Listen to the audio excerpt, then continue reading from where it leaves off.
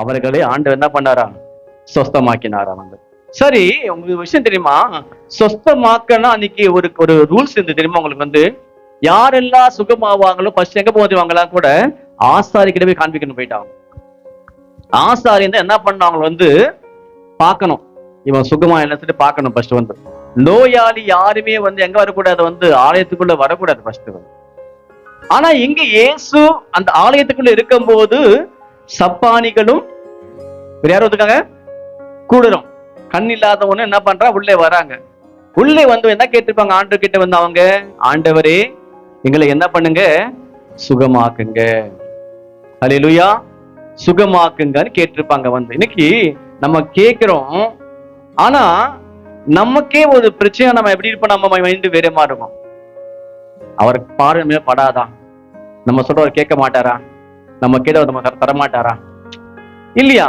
அன்னைக்கு கண் இல்லாதவங்க கண்டிப்பா என்ன பண்ணிப்போம், ஆண்டவரே நீங்க இல்லாம வழியே இல்லை, ஆண்டவரே நீங்க தான் எனக்கு சுகம் தரணும் ஆண்டவரே.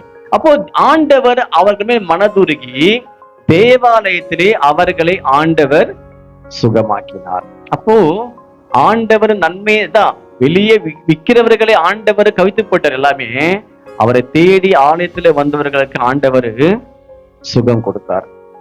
ஹல்லேலூயா. ஆண்டவர் இதுக்கு ஆலயம் இங்கெல்லாம் அதெல்லாம் பண்ணக்கூடாது, நீங்க ஆசாரி போய் காண்பீங்க ஆண்டவர் சொல்லவே இல்லை வந்து. பைபிள்ல நோயாளினுக்கு வைத்தியன் தேவை. அப்போ நம்ம எந்த நிலைமையில இருந்தாலும் ஆண்டவர் சமூகத்திலே வரும்போது, ஆண்டவர்கிட்ட கேட்கும் போது ஆண்டவர் அதை நமக்கு தருவார். ஹல்லேலூயா. யார் இப்போ ஆர்ப்பரிக்கிறாங்க, யார் ஆலயத்துல இப்போ வந்து பிள்ளைகள் பெரியவங்களை பாக்குறாங்க, எல்லாம் முறைக்கிறாங்க பார்த்து. என்ன இவர் ஆலயத்தை போய் சுகம் தராருன்னு சொல்லி எல்லாருக்கும் அவர் மேல் கோபம், பொறாம. யாரு இங்க துதிக்கிறாங்க தெரியுமா வந்து? பிள்ளைகள் துதிக்கிறாங்க. பாலகரி வாயினால் துதி உண்டாக்குவேன் என்று பைபிள்ல போட்டிருப்பாங்க. அதான் சொன்னார் யோவான் சொல்ற அதுல கூட, நீங்கள் கூப்பிடாவிட்டால் இந்த கல்லுகள் கூப்பிடும் ஆண்டவரை. அதான் உண்மை. இன்னைக்கு ஆண்டவர் நம்ம எல்லாருக்கும் ஒரு நேரம் வாய்ப்புன்னு கொடுத்திருப்பாரு. இன்னைக்கு சில பேர்கிட்ட பணம் இருக்கும், சில பேருக்கு பணம் இருக்காது. ஏன் ஆண்டு பணம் வந்து இல்லாதவங்களுக்கு கொடுக்கதான். ஹல்லேலூயா. அது ஒரு வாய்ப்பை கர்த்தர் கொடுத்தார், அவள் தான் கர்த்தர் தான் உனக்கு. பைபிள்ல தாவீது சொல்றாரு, ஆண்டவரே உம் கரத்திலே வாங்க உங்க கொடுத்தோம், கனமும் ஐஸ்வர்யம் உம்மாலே உண்டாகுது. அதான் உண்மை. அப்ப தேவன் நமக்கு எல்லாவற்றையும் தருகிறார். எதுக்காக? மற்றவங்களுக்கு பிரயோஜனமாக வழிகாட்டியாக இருக்கணும், அதுக்காக தான் வந்து. அப்போ இதுக்கு பிள்ளைகள் என்ன செய்யறாங்கன்னா வந்து ஆண்டை துதிக்கிறாங்க இப்போ வந்து ஆலயத்துல. எதுக்காக? ஆண்டவர் சுகம் கொடுத்தார் என்று பிள்ளைகள் பார்த்தாங்க, பிள்ளைகள் துதிக்கிறாங்க. ஹல்லேலூயா. இன்னைக்கு நிறைய சபையில பார்த்தா வந்து பிள்ளைகள் நல்லா பாடுவாங்க தெரியுமா? பெரியவங்க அப்படியே பார்ப்பாங்க வந்து. ஏன்னா பெரியவங்க நிறைய பாரம் இருக்கும், பிரச்சனை இருக்கும், கஷ்டம் இருக்கும். ஆனா பிள்ளைங்க அப்படி இருக்காது வந்து. நல்லா ஃப்ரீயா என்ன பண்ணுவாங்க, நல்லா கைகள் தட்டி உற்சாகமா பாடலாம் பாடுவாங்க. பிள்ளைகள் மனசுல எதுவுமே இருக்காது அவங்க எல்லாரும் கூட வந்து. கர்த்தருக்கு ஸ்தோத்திரம். அப்போ பிள்ளைகள் கர்த்தரை துதிக்கும் போது என்ன சொல்றாங்க, இருக்க மனுஷங்க வந்து, ஆண்டவரை அதட்டு அவங்க நிப்பாட்டு சொல்லுங்க, அங்க பாட சொல்லுங்க சொல்றாங்க. ஆண்டவர் கிட்ட சொல்றாங்க. ஆண்டவர் சொல்றாரு, பாலகர் வாயினாலே துதி உண்டாகும் என்று எழுதி இருக்கவில்லையா? அப்போ நம்ம துதிக்கலனா, நம்ம ஆராதிக்கலனா பிள்ளைகள் ஆராதிப்பாங்க, நம்ம வெக்கப்படுவாங்க. அப்புறம் கர்த்தர் நமக்கு எல்லாவற்றையும் தந்தார், எதுக்காக? அவரை துதிக்கத்தான். இந்த ஜீவன், பெடன், ஆரோக்கியம், சுகம் எதுக்காக தெரியுமா? தேவன் பாடி ஆராதிக்கதா வந்து. அல்லேலூயா. அந்த தாவீது சொல்றலையா, கர்த்தரை நான் எக்காலத்திலும் ஸ்தோத்தரிப்பேன். எந்த காலம்? துன்ப நேரத்திலும் சரி, அது கஷ்ட காலமும் சரி, அது சந்தோஷமா எந்த நிமிடம் ஆண்டு என்ன பண்ண வந்து துதிப்பேன் நான் வந்து. அப்ப கர்த்தரை என்ன செய்யணும், நம்ம வந்து நம்மளும் துதிக்கணும், நம்ம பிள்ளைகளையும் துதிக்கணும், நம்ம குடும்பமாய் என்ன பண்ண வந்து ஆண்டவரை துதிக்கணும் வந்து. வசனம் பாருங்க, 19 வசனம் பாருங்க. அதுலவே 18-19. காலையிலே அவர் நகரத்துக்கு திரும்பி வருகையிலே அவருக்கு பசி உண்டாயிடுச்சு. அப்போது வழி அறிக்கை அத்தி மரத்தை கண்டு அதுக்கு போய் அதிலே இலை இல்லை என்று வேறொன்றையும் காணாமல், இனி ஒரு காலமும் இடத்திலே கனி உண்டாகாது கடவுது என்றார். உடனே அது அத்தி மரம் தான் பண்ணா பட்டு போயிடுச்சார்.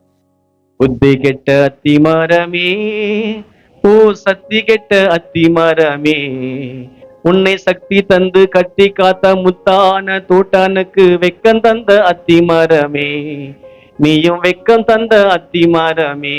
ஆண்டவர் உங்களை கூப்பிட்டு உங்களை ரட்சித்து உங்க நல்ல வேலைகளை கொடுத்து உங்களை ஆசீர்வதித்து உங்களை உயர்த்தி மேன்மைப்படுத்தி எல்லாம் செய்யும் போது மறுபடியும் நீங்க எங்க இருந்தீங்களோ அங்கதான் போவீங்களா? ஹல்லேலூயா. ஆண்டவர் உங்களை உயர்ந்த ஸ்தலங்கள்ல உட்கார வைப்பாரா? நம்ம என்ன பண்ணுவோம்? மறுபடியும் உட்கார அங்க பிடிக்காம மறுபடியும் நம்ம எங்க போவோமோ அங்க வந்து பாக்குறாரு. அவர் பசி உண்டாச்சு. அது என்ன இல்லையா? வந்து கனி. ஆனா சொன்ன இல்லையா, நானே திராட்சை செடி, நீங்கள் கிளைகள், நிலைத்திருந்தால் கனிகள் கொடுப்பீங்க, என் பிதா சந்தோஷப்படுவார். அப்போ நம்ம எல்லாரும் கூட ஆண்டவருக்கு கனி கொடுக்கணும். பிள்ளைகள் நமக்கு எதுக்குதான் வந்து நம்ம வயசான நாட்கள் நம்ம என்ன பண்ண, பிள்ளைகள் நம்மளை வந்து பார்த்துப்பாங்க. அதுக்காக தான் பிள்ளைங்க. அதுதான் ஆண்டு கூட. எதுக்காக ஆண்டு நம்ம ரசித்தாருன்னா, எதுக்கு கருத்து வாசிச்சுக்கன்னா, ஒரு காலகட்டத்துல நம்ம எல்லாரும் அவரை சேவிப்போம், அவரோட இருப்போம். அதுக்காக தான் கர்த்தர் நம்ம ரட்சித்தார், எல்லாமே கொடுத்திருக்காரு வந்து. ஆனா மனுஷனுக்கு என்ன பண்றான்? எல்லாம் வந்து உடனே ஆளே காணாம போயிடுறான். ஹல்லேலூயா. அப்போ ஆண்டவருக்கு பசி உண்டானாலே மரத்தை பாக்குறாரு. மரம் நல்லா செழிப்பதான் இருக்கு, அங்க என்ன இல்லையா? வந்து கனி.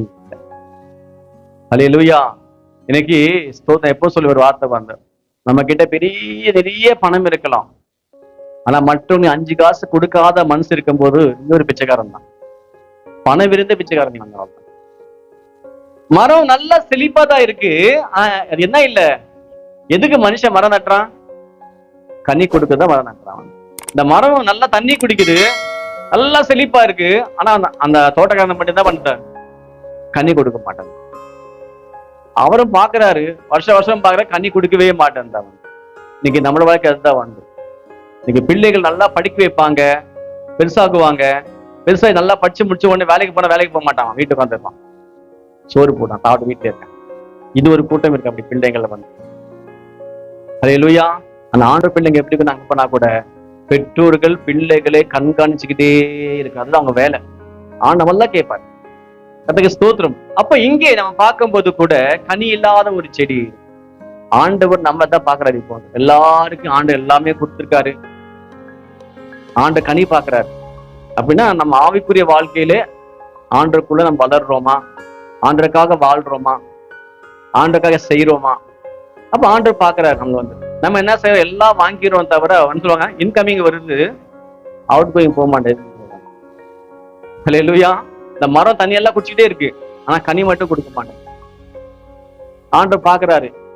ஆண்டருக்கு கோவம் வந்துச்சு. இப்போ வந்து செழிப்பா இருக்கு, நல்லா இருக்கு, ஆனா கனி கொடுக்க மாட்டேங்குது. இனி இந்த மரம் இங்க வேண்டாம். ஆண்டவர் சொன்னாரா? சொன்ன உடனே பட்டு போச்சான். ஹல்லேலூயா. ஒரு நிமிஷம் போதும், வாழ்க்கை முடிஞ்சு போச்சு. அவ்வளவு. ஆண்டவர் நம்ம மேல் கோவப்பட்டாருன்னா முடிஞ்சு போச்சு. ஆனா இல்லையா, மனுஷனை உண்டாக்கினதனுக்கு மன வேதனையா இருக்கு ஆண்டு சொன்னார். அடுத்தது பாருங்க, மழை வந்துச்சான் 40 நாள், உலகமே அழிஞ்சு போச்சு. நோவாங்க ஆண்ட கொஞ்சம் ஆண்ட மனஸ்தாப்பட்டார், ஏண்டா உண்டாக்குனே உடனே. ஹல்லேலூயா.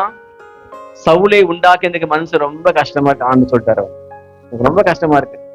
நேசிச்சு வந்தா சவுல் ஆண்டவர் நேசிச்சு ராஜா ஆண்டு உட்கார வச்சிருவான் வந்து.